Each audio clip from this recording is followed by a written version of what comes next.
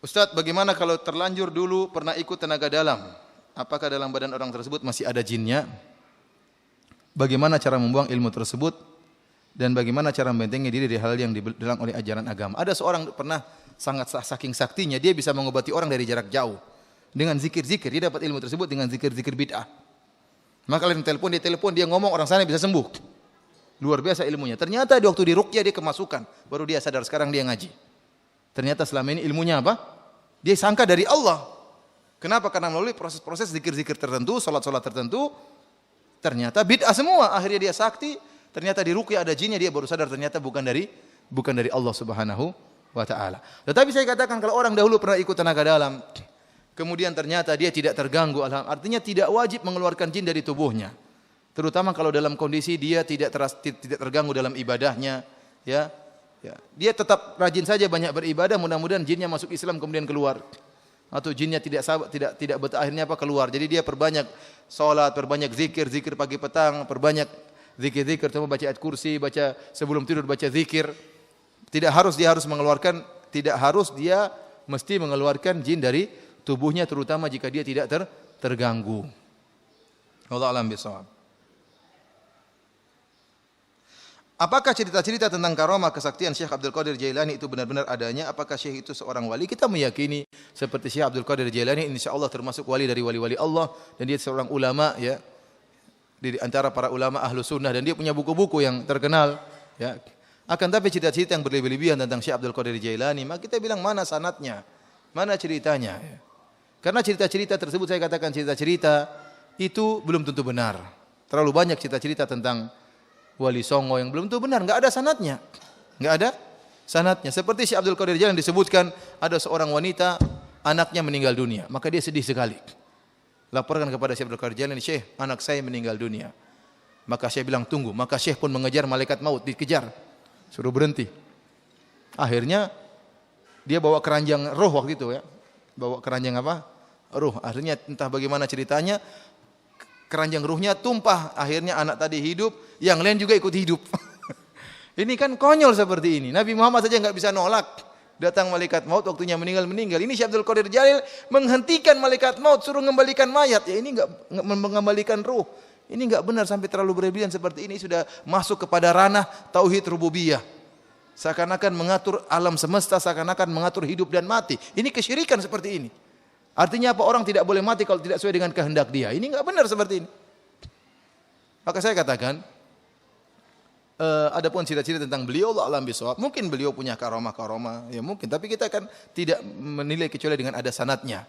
Kalau ada sanadnya, cerita tersebut dengan sanad yang sahih bisa dipertanggungjawabkan, ya. Tapi adapun cerita-cerita berlebihan seperti tadi, maka tentunya tidak benar.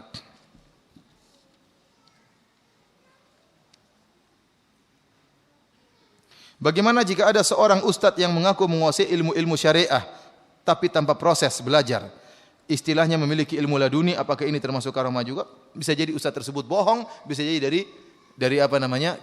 Dari syaitan. Ya. Ingat Rasulullah SAW mengatakan innamal ilmu bitta'allum. Ilmu itu diperoleh dengan apa? Belajar. Kalau begitu caranya buat apa Rasulullah SAW mengatakan man salaka tariqan yaltamisu fihi ilman sahalallahu lahu bihi tariqan ilal jannah. Barang siapa yang menempuh jalan untuk tuntut ilmu, maka Allah mudahkan jalan. Hadis ini buang aja. Enggak usah jalan-jalan, diam aja di rumah tahu-tahu punya ilmu. Kalau begitu kenapa dulu Imam Bukhari bodoh sekali jalan bersafar jauh-jauh cari ilmu hadis? Tunggu saja karamah ilmu laduni, maka dia akan punya ilmu. Ngapain kemudian harus mengeluarkan harta yang banyak, berjalan dengan penuh kelaparan mencari ilmu? Kenapa dulu para sahabat juga setengah mati cari ilmu, harus bersafar sampai 1 bulan untuk mencari satu hadis Nabi SAW, sementara orang ini tinggal diam di rumah, tahu-tahu punya ilmu syar'i. Saya ingin tahu orang tersebut datang, kita ingin tes ilmu syar'inya, yang katanya tidak pernah belajar. Saya yakin dia pendusta, atau ilmu yang dapat memang ada jin yang agak pintar masuk dalam otaknya. Iya. Tidak benar, dari mana ceritanya seperti itu? Mana sejarahnya Imam Syafi'i kalau gitu? Imam Syafi'i dulu ngapain suruh belajar? Ngapain Imam Syafi'i suruh begadang? Kalau memang ilmu itu tidak perlu belajar, tahu-tahu bisa apa? Bisa berilmu. Ulama siapa yang pernah seperti itu dalam sejarah? Yang ada cuma katanya-katanya doang. Semuanya ilmu, semua ulama sejarahnya belajar semuanya. Kenapa Imam Zahabi menulis Syiar A'lam Nubala? Semuanya ulama, isinya semuanya belajar. Tidak ada yang ilmu laduni. Oleh karenanya ini Kalam batil. Ustaz tersebut yang ngaku punya ilmu laduni suruh datang ke sini. Kita ingin tes dia. Ilmunya sejauh mana? Pertama kita ruqyah dulu, cek dulu. Jangan-jangan ada jinnya. Kalau enggak ada baru kita tes.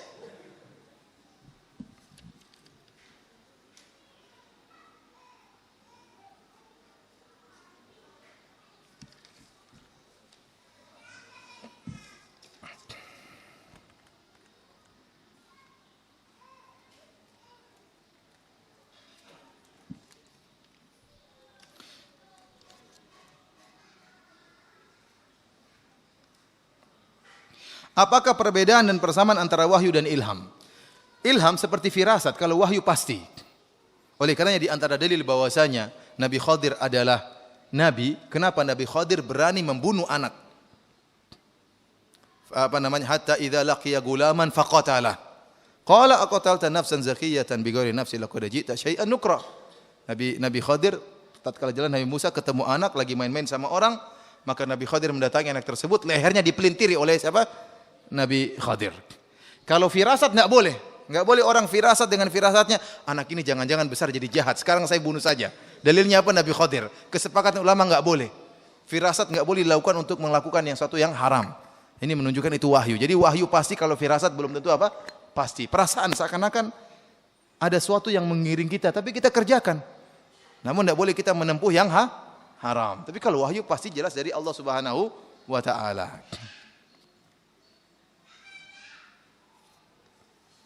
Oleh karenanya firasat orang mukmin biasanya benar, namun tidak mesti benar terus. Terkadang apa? Salah. Itu bedanya antara wahyu dengan apa? Firasat. Kalau wahyu pasti benar dan pasti dari Allah, dan kalau firasat terkadang benar, terkadang keliru.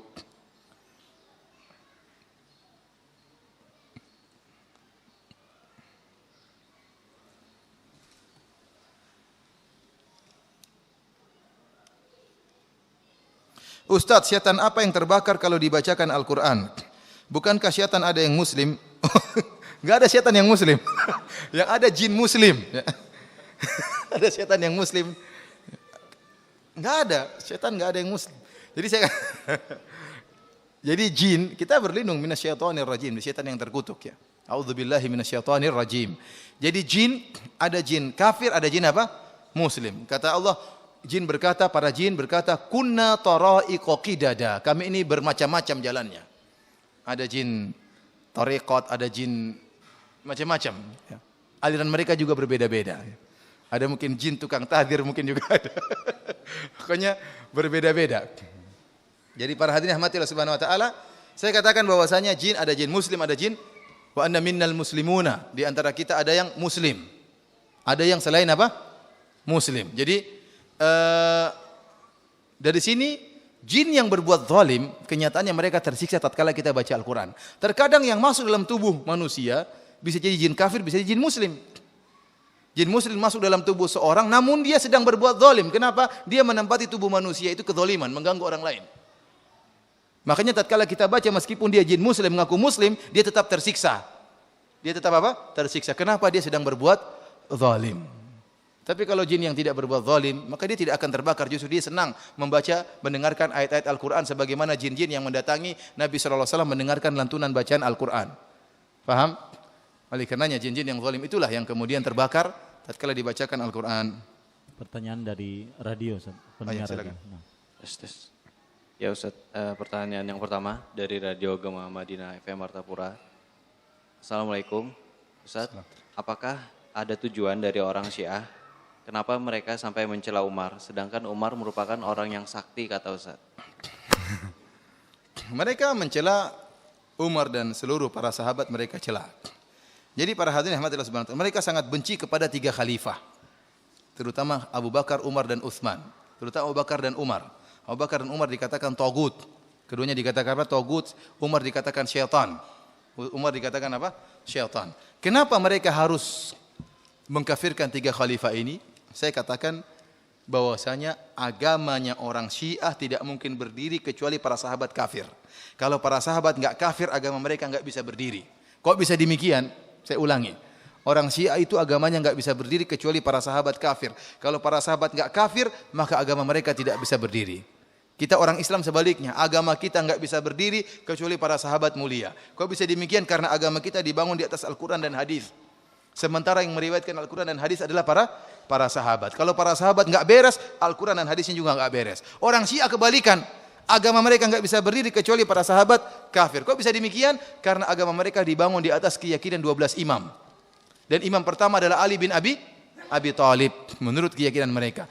Barang siapa yang meyakini ada imam yang sah sebelum Ali bin Abi Thalib, maka membuyarkan agama imam 12.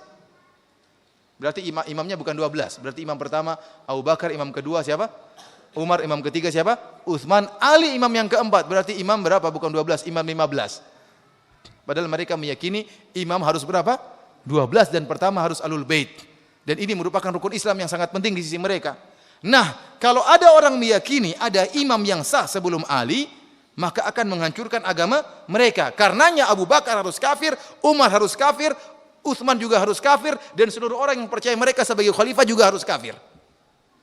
Karena kalau sampai Abu Bakar, Umar dan Utsman tidak kafir, dan kalau sampai kekhilafahan Abu Bakar itu sah, maka buyar agama mereka. Kalau sampai kekhilafahan Umar itu sah, buyar agama mereka. Kalau sampai Utsman itu khilafahnya sah, buyar agama mereka. Paham? Jadi saya katakan agama mereka itu harus para sahabat murtad. Kenapa? Para sahabat tatkala Nabi SAW meninggal, mereka kompak ijma mengangkat Abu Bakar sebagai khalifah. Dengan demikian mereka semua mengatakan Abu Bakar sebagai khilafah yang sah, berarti semuanya murtad tatkala itu. Makanya agama mereka isinya mencaci maki para sahabat. Karena kalau para sahabat enggak kafir, agama mereka buyar. Agama mereka buyar. Maka perkataan tentang mencaci maki Umar bukan cuma Umar saja.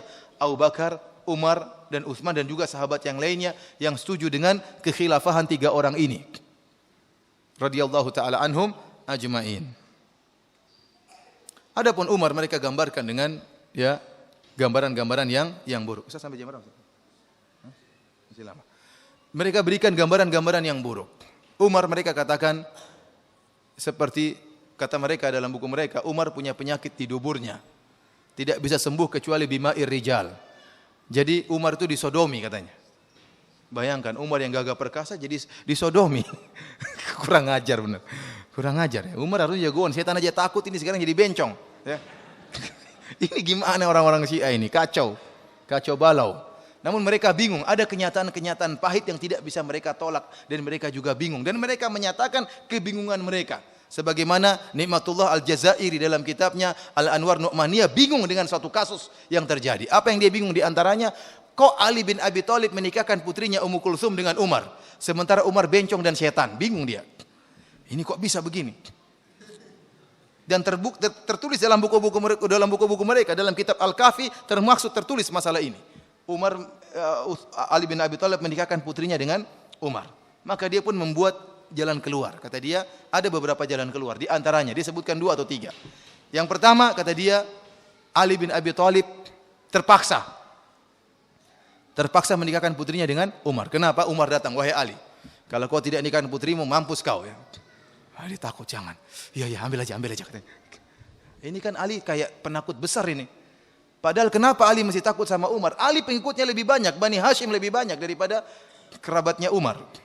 Jadi Ali yang begitu hebat, yang begitu jagoan, yang rela tidur di kasurnya Nabi tatkala Nabi berhijrah, siap mati, ternyata takut sama Umar. Dan demikianlah Ali digambarkan selalu penakut karena mereka menghadapi kenyataan pahit yang tidak bisa mereka pungkiri. Katanya Ali takut. Akhirnya, ya udah ambil aja anakku daripada kita mampus, ambil. Ini.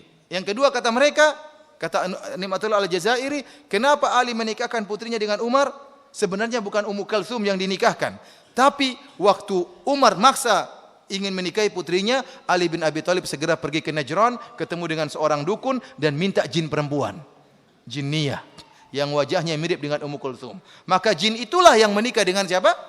Umar. Ini kan menghina Ali, berarti Ali percaya sama dukun. Kemudian yang kedua, bukan. Dari hasil ini pertama Ali berarti percaya sama dukun. Bantahan yang kedua, kalau memang itu yang nikah dengan Umar adalah jin perempuan, kok punya anak namanya Zaid bin Umar? Apa ada pernah kasus laki-laki menikah dengan jin perempuan punya anak? Ada pernah nggak dalam dunia ini, ada nggak? Nggak ada. Oleh karenanya Dan ini termaktub dalam buku-buku mereka. Dalam kitab Al-Kafi disebutkan Zaid bin Umar. Ini ponakannya, cucunya Ali bin Abi Thalib dan juga cucunya Umar bin Khattab radhiyallahu taala anhu. Kemudian juga disebutkan dalam Al-Kafi karangan Al-Kulaini, Muhammad bin Ya'qub Al-Kulaini, disebutkan tatkala Umar meninggal dunia, Ali pergi ke rumahnya Umar menjemput putrinya. Ya, kalau kita di jin ngapain dijemput? Paham? Jadi ini kenyataan pahit yang mereka, ternyata hubungan antara Umar dengan Ali baik. Ternyata Umar adalah menantunya siapa? Ali bin Abi Thalib. Namun demikian Ali digambarkan penakut oleh mereka dan banyak penakutnya Ali. Pertama tadi anaknya mau diambil oleh seorang bencong, dia terpaksa kasih. Kemudian di antaranya disebutkan orang-orang Syiah mengatakan Umar datang ke rumahnya Fatimah, kemudian marah-marah sampai Fatimah ditindis dengan pintu sampai patah tulang rusuknya.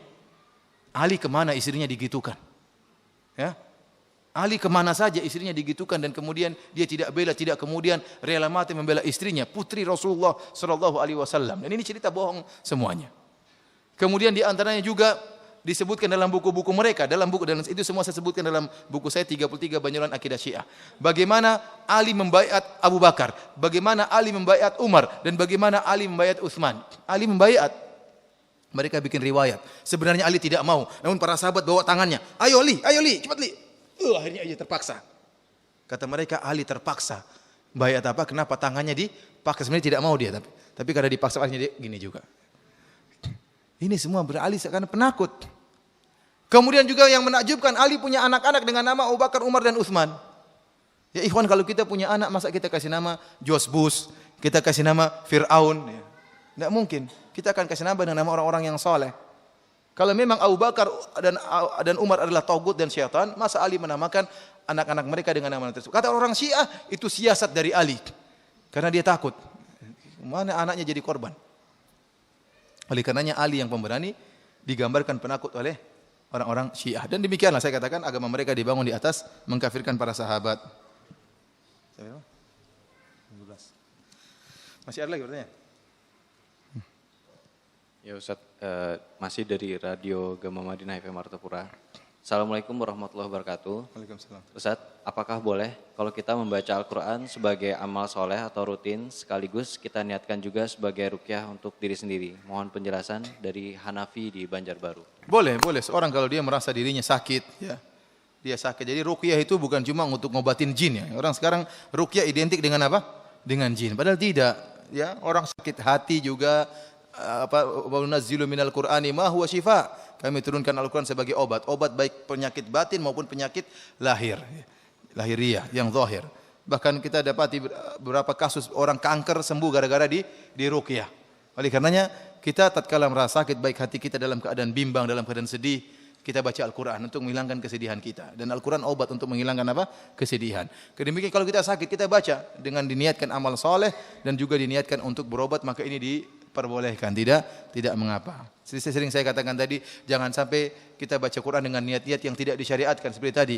Baca surat Yusuf supaya apa tadi? Supaya disukai oleh cewek. Seperti saya sering ditanya, Ustadz, baca surat Yusuf supaya anak saya cakep katanya. Ini juga enggak benar ya. Ya, kalau bapaknya pesek, ibunya pesek, enggak mungkin anaknya mancung ya. Membaca surat Yusuf 1000 kali tetap aja apa? Mancung. Bapaknya hitam, ibunya hitam, mau anaknya putih, kita baca surat Yusuf. Ya enggak nyambung. Bapaknya keribo, istrinya keribo, pengen anaknya rambut lurus. Enggak akan bisa juga membaca surat Yusuf berapapun. Ya, ini enggak benar. Makanya sering saya bantah, saya bilang, kalau begitu kau ingin punya anakmu gemuk, baca surat Al-Fil. Ya, surat gajah, biar anaknya apa? Gemuk. Atau surat Al-Baqarah minimal.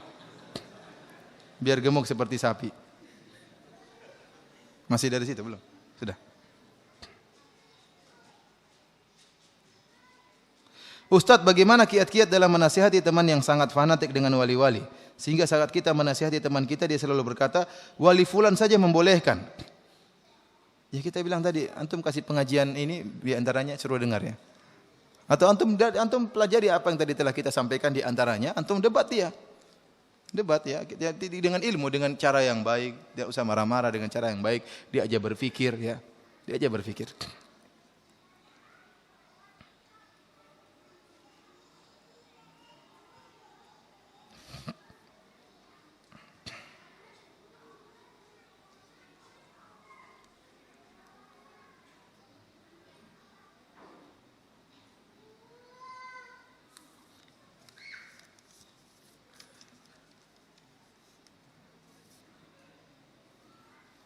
Apakah ada gelar wali dari golongan wanita? Waliyah ya. Semuanya orang yang bercakup lelaki dan perempuan. Tatkala Allah berfirman, "Innal ladzina fatunul mu'minina wal mu'minat tsumma lam yatubu." Ya. Sesungguhnya orang-orang yang telah menyiksa, membakar kaum mukminat, kaum mukminin, kaum mukminat. Kata Hasan Al-Basri, qatalu auliya Allah. Mereka membunuh wali-wali Allah. Mencakup wali laki-laki maupun wali-wali apa? Perempuan. Ya. Semua orang bisa jadi wali dengan iman dan takwa. Namun wali bertingkat-tingkat.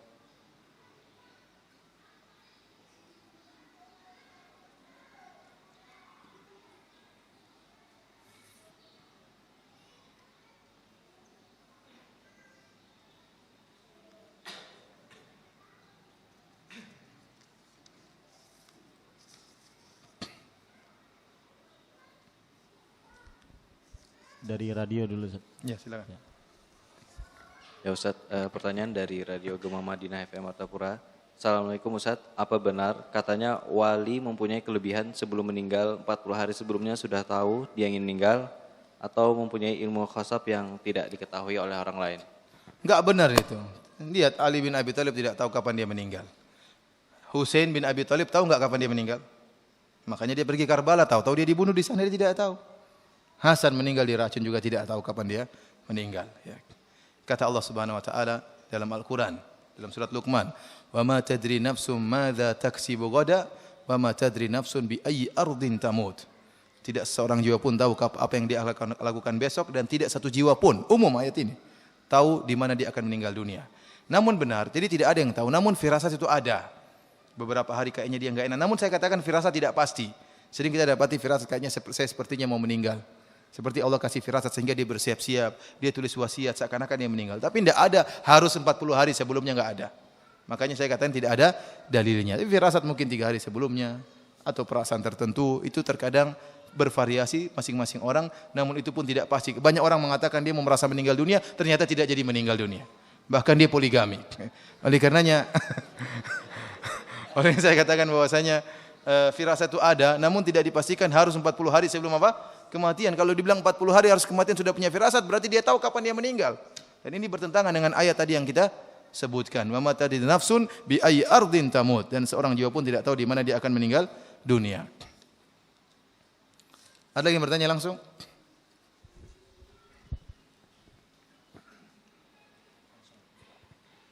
Assalamualaikum warahmatullahi wabarakatuh. Waalaikumsalam warahmatullahi wabarakatuh. Mohon pendapat Pak Ustadz, ketika di masyarakat itu ditemukan umpamanya jenazah yang sudah dikubur berpuluh-puluh tahun itu kain kafannya itu tidak usang malah tidak hancur, masih putih bersih. Nah, ketika itu terjadi bagaimana kita menyikapi hal itu Ustaz? Ya, jadi takutnya kita justru berlebihan menyikapi. Iya, iya. Kita bilang bahwasanya itu terjadi di mana-mana ya. Terkadang dari orang-orang yang mungkin tidak dikenal seperti di Madinah pun terjadi ya, karena di Baqi itu setiap 11 tahun digali lagi. Ini terkadang ada orang-orang yang soleh yang kemudian masih utuh jasadnya ya. Allah jaga. Kita bilang itu tanda baik, namun tidak bisa dipastikan ya. Ada yang berusaha mengatakan oh itu karena unsur-unsur tanah yang membuatkan dia seperti itu, kita enggak tahu. Tapi yang jelas kita katakan dalil yang mengatakan bahwasanya jasad yang terjaga cuma para nabi. Selain para nabi mungkin terjaga, mungkin tidak. Bukan berarti kita buka jadi tulang berarti ini orang fasik, enggak. Enggak mesti seperti itu ya. Tidak mesti. Oleh karenanya yang dalil pasti cuma apa? Cuma nabi. Adapun selain nabi terkadang Allah jaga, terkadang tidak Allah jaga. Sebagaimana syuhada Uhud yang sempat terjadi longsor di Uhud, ternyata didapati jasadnya masih segar dan darahnya masih segar. Kemudian terkadang ada orang yang kita dapati seperti itu. Terkadang orang itu ya mungkin nyunah, terkadang ada dia melakukan sebagian-sebagian bid'ah misalnya. Kita katakan bahwasanya seorang nilainya di sisi Allah Subhanahu wa taala. Bisa jadi dia melakukan misalnya acara-acara bid'ah tertentu dan ternyata dia tidak tahu hukumnya. Bukankah orang seperti itu uzur, dapat uzur? Apalagi di zaman dahulu orang tidak ngerti. Atau mungkin dia melakukan perkara-perkara bid'ah tapi dia punya perkara-perkara yang luar biasa. Misalnya dia santuni anak yatim. Misalnya dia hafal Quran. Misalnya dia suka solat malam yang sunah-sunah yang jelas dia kerjakan.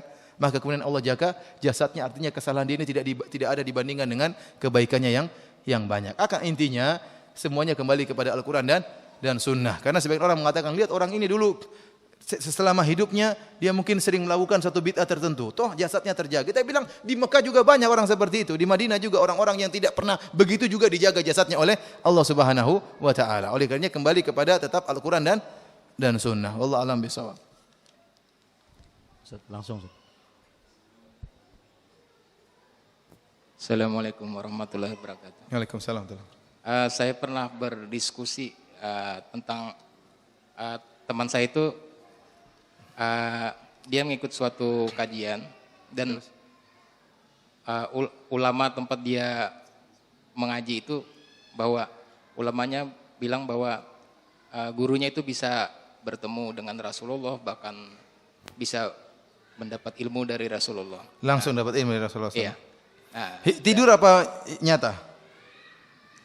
nyata katanya. Oh, nyata. Nah, jadi Masya kita memberikan pemahaman, cuman dia ulama tersebut kan banyak memiliki jamaah yang sampai ribuan dan itu sangat ditaklik sama ini. Bagaimana kita memberikan mensikapinya? Terima kasih. Kita bilang secara logika saja, seorang terkadang kalau bisa didadil, ya kita bilang logikanya para sahabat lebih mulia daripada orang-orang sekarang, iya atau tidak? Para sahabat dipuji langsung dalam Al-Quran, para sahabat dipuji langsung oleh Nabi SAW, dijamin masuk surga. Namun setelah Nabi SAW meninggal, mereka tidak pernah bertemu langsung lagi dengan Nabi. Padahal mereka dalam kondisi sangat butuh. Betapa sering masalah-masalah mereka hadapi. Ada peperangan seperti tadi, Abu Bakar dan Umar khilaf. Iya enggak? Ini orang-orang membayar zakat, kita perangi atau tidak? Kata Abu Bakar kita perangi, kata Umar enggak. Mereka enggak bilang, ayo kita tanya Nabi yuk. Enggak. Kalau ternyata Nabi masih bisa hadirkan, ngapain Abu Bakar dan Umar ribut? Mereka bakalan ke kuburan Nabi, katanya, Nabi gimana nih, kita lagi ribut nih, yang benar yang mana? Enggak ada. Kemudian juga terjadi khilaf-khilaf setelah itu. Bahkan tercapai pada tingkat bunuh-bunuhan. Misalnya antara Abu Muawiyah dan siapa? Ali bin Abi Thalib. Kenapa mereka tidak pergi ke Nabi SAW? Minta petunjuk. Tidak ada. Kenapa juga waktu Nabi SAW meninggal para sahabat menangis? Kenapa? Karena mereka tahu tidak bisa lagi ketemu dengan Nabi SAW. Kalau ternyata Nabi masih bisa jalan-jalan, ngapain mereka nangis? Jangan nangis. Ntar lagi Nabi muncul. Sudah bikin acara saja nanti Nabi muncul. Acara lahir Nabi, karena Nabi muncul. Nggak usah nangis kan? Harusnya begitu kan? Maka saya katakan logikanya mudah sekali seperti itu. Kemudian kalau dia bilang ada Nabi SAW masih hidup kemudian mengajarkan ilmu-ilmu tertentu, maka ya buat apa kalau gitu ilmu buku-buku hadis Sahih Bukhari ini buang saja, ya. Buat apa kalau begitu?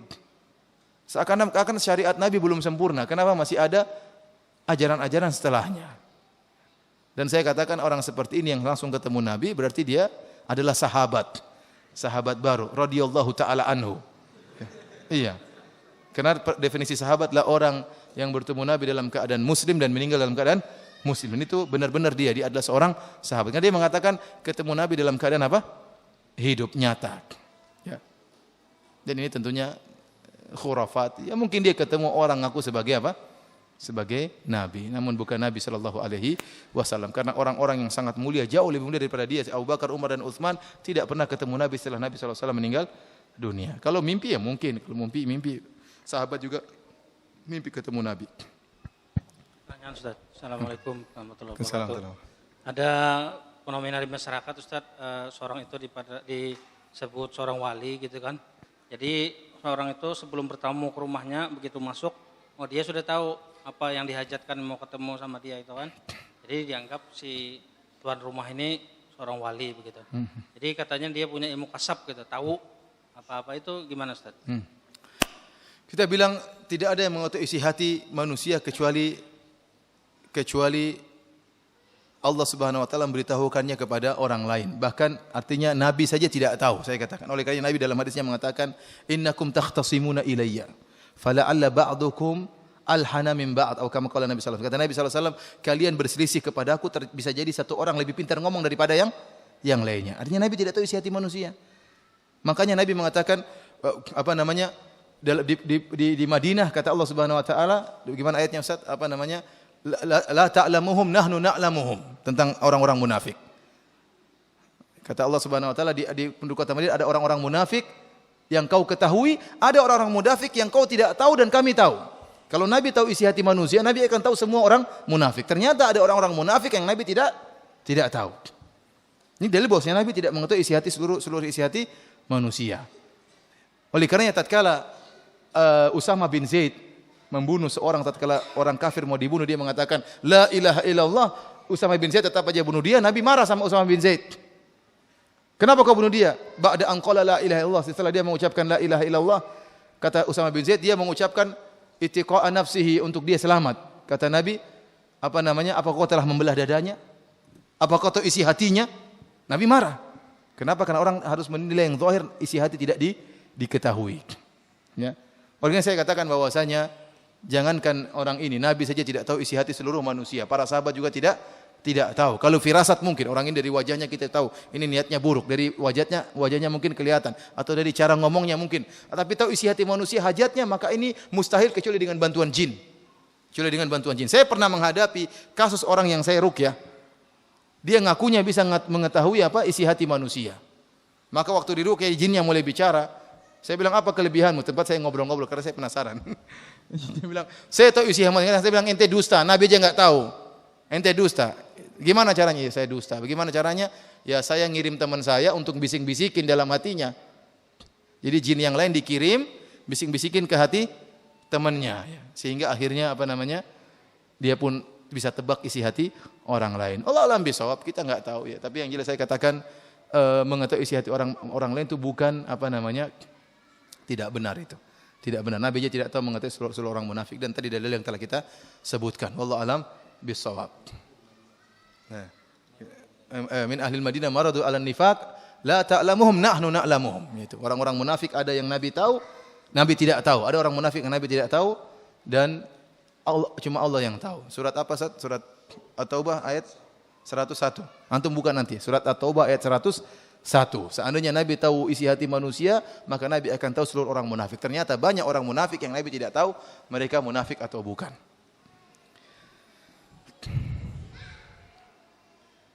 Sudah atau belum? Masih, silakan. Assalamualaikum Ustaz. Waalaikumsalam.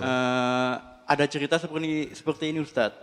Ada seorang yang tidak sholat, tidak puasa, tetapi dia itu menolong seorang wali. Terus itu wali itu bilang, kamu akan ketemu aku dalam mimpi. Dan dia cerita. Kalau kamu apa? Kamu akan ketemu aku dalam mimpi. Nah, terus itu yang orang tidak sholat itu dia bermimpi dan isinya itu dia bertemu dengan orang itu. Terus dia bilang gini, kamu itu adalah dari keturunanku. Jadi akhirnya orang itu dibilangnya langsung masuk surga katanya. Terus ada satu lagi Ustadz ceritanya. Enak sekali masuk surga cuma begitu.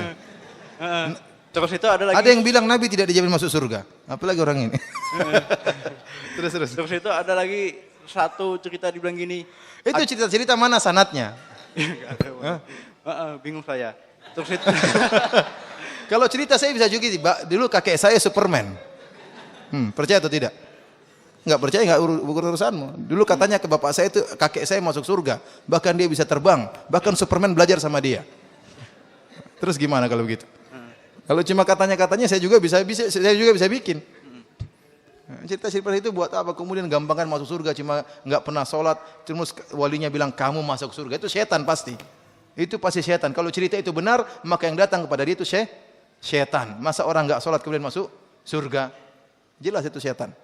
Padahal enggak sholat, dosanya besar. Ada lagi yang bertanya? Terakhir ya. Ya, ada lagi?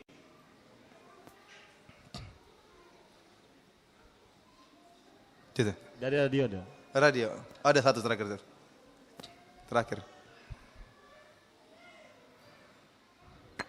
Terima kasih Ustadz. Ya. Yang mau saya tanyakan Pak Ustadz, di tempat saya ada kejadian ini ketika ada kehilangan suatu barang. Sering kita di tempat kita ke orang alim, terus dia menunjukkan suatu syariat-syariat tanda-tanda. Apakah itu sesuai dengan hadis dan rasulnya, Dok? Saya khawatir itu dukun. Dukun ya. Orang pintar tapi dukun. Ya. Mengetahui di mana barang hilang. Karena Nabi saja tidak tahu barang hilang di mana. Cerita yang pernah saya sampaikan dalam hadis dalam Sahih Bukhari tentang waktu sebab turunnya ayat tentang tayamum. Kenapa? Aisyah kalungnya hilang. Aisyah kalungnya hilang sampai akhirnya Nabi menyuruh para sahabat untuk mencari kalung tersebut, namun tidak ketemu-ketemu sampai pagi hari. Ternyata kalungnya ditindih sama ontanya. Ya, begitu ontanya berdiri baru ketahuan di manakah kalungnya. Masa semuanya tidak ada yang tahu? Nabi pun tidak tahu. Nah, ini dia tahu barang hilang di mana. Saya yakin bekerja sama dengan jin. Saya yakin bekerja sama dengan jin. Ya.